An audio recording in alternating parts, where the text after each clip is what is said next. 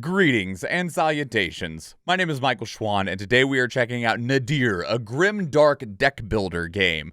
When I think of deck builder, a lot of the I used to think of what were some of the examples that you'd play on tabletop games? Like there was the DC deck building card game. That's not the one that I'm thinking of though. It was oh crap, it doesn't matter now. There's a couple others that I'm thinking of, and I can see the box and the cards and everything, but of course, I can't think of what they're called. Anyway, but when it comes to video games, that is no longer what I think of. I now think of primarily Slay the Spire.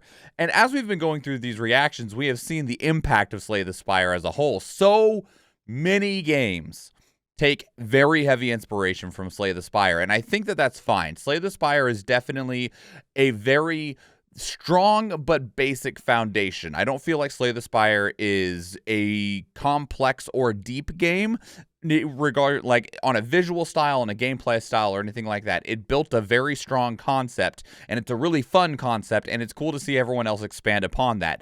I don't know if Nadir is going to do that, but it's what it immediately makes me think of when I see somebody describe their game as a roguelike deck builder.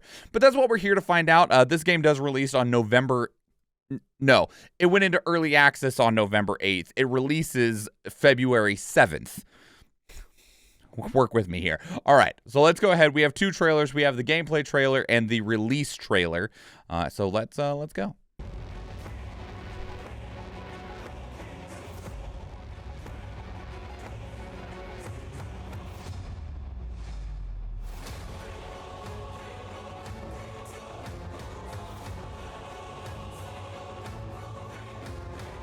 Looks very Slay the Spire.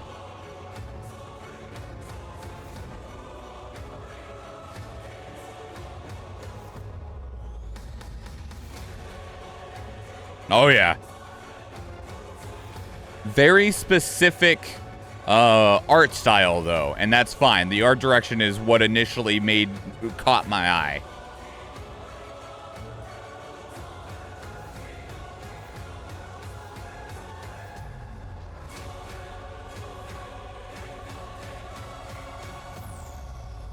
That was a really good trailer, but also like Darkest Dungeon, yeah. So hang on, we're going to take a quick look at this little gameplay screen here. So again, very Slay the Spire-ish. We got like 6 cards in the deck, maybe, something along those lines. Health, some sort of armor pool up here. The thing that I'm curious about is this choose your sin mechanic. So, oh, that was way too far. How dare you? It'd help if I hit the right button. Because there's these sins up at the top, right? Choose your sin. So there's red and blue ones at least showing up there. We have some pretty standard abilities down below in terms of just like deal damage, gain 2, counter.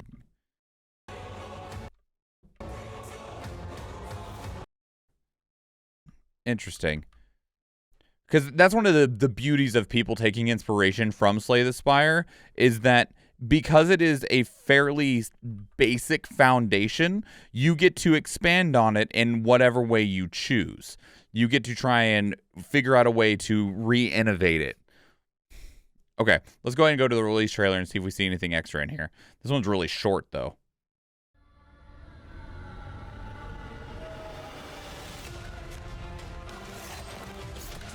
Oh, it looks so cool, though.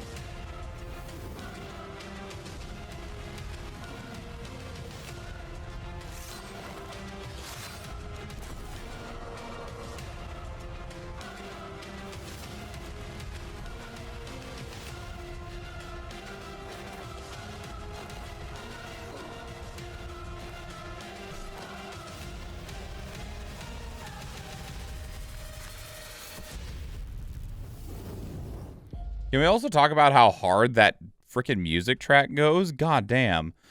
Okay, let's see if we can actually... So, one of the things, again, where we were seeing them expand on what Slay the Spire did, they were talking about how you can build your deck, and we see them combining these 2 cards to become 1 card, where you have cards that have dual purpose in them.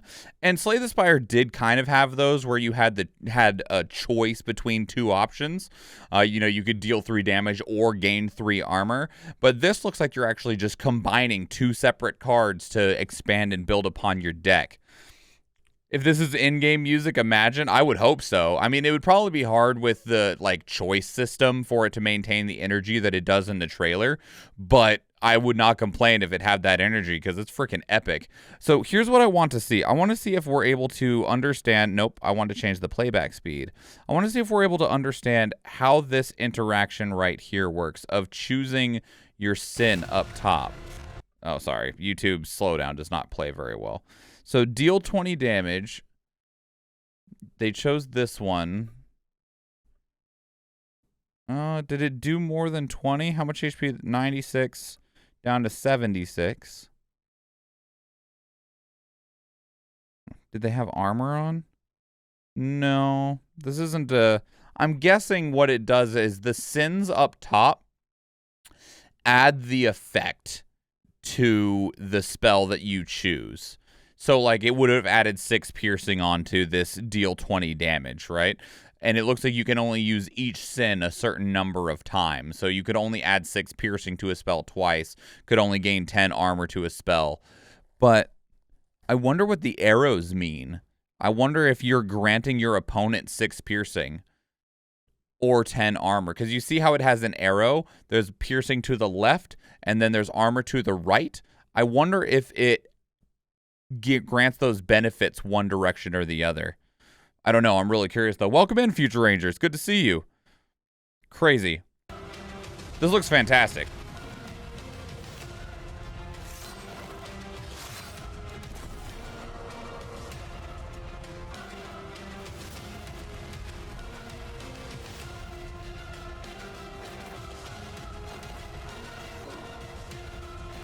And you clearly have a couple of different characters that you can play as.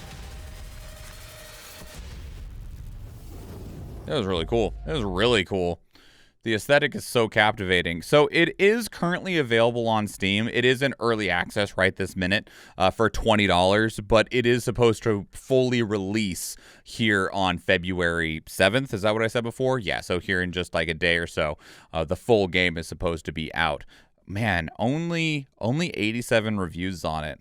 Feel like this game is really being slept on for how good it looks. It has a 79% positive reviews during its early access period. That is only out of 87 reviews, but that looks fantastic. I would absolutely love to see more. I'll probably have to give it a go at some point. I like Slay the Spire a lot, but I mean, once you've played a decent amount of Slay the Spire, it feels very much like you're doing the same thing. While it does have a static level of progress to it, it is not the same tangible progress that you get from games like Dead Cells that are also in that roguelike element and design. So it's really good to see how people are building and expanding upon it. So that's Nadir, a Grimdark Deckbuilder, and it definitely fits into that name super well. Let me know what your thoughts are. If you've played the game, if you played the demo, or you bought into early access, let me know how it feels. Is it as good as it looks? If you are somebody that played Slay the Spire beforehand, how does it compare to Slay the Spire? And if you have not played Slay the Spire, but if you've played this, does it make you more interested in games like it?